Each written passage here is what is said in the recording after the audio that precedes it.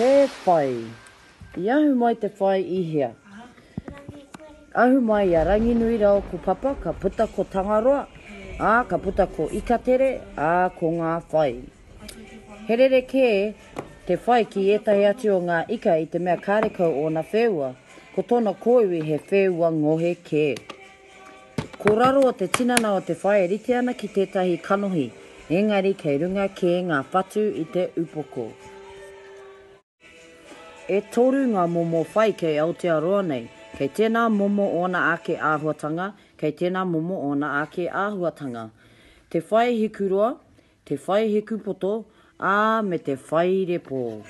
Ka neke whakamua te whai repo mā te kapakapa I ona hope hope pera I te manu I ona pariru.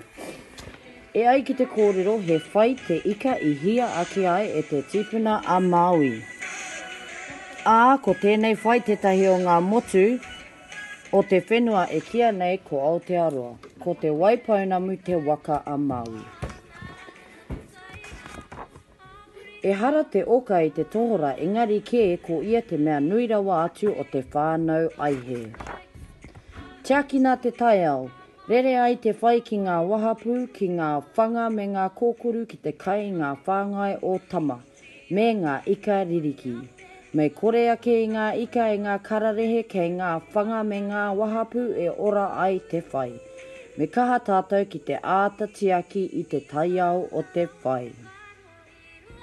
Ka pai, ko te tumanako ia, I rawe te pūrākau o te whai kia koutou, he paku heimahima koutou, ta tirohia ki ngā wahanga o te tinana, ngā wahanga katoa o runga, o tira ko ngā wahanga katoa o raro.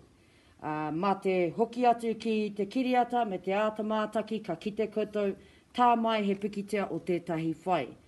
Kia ora!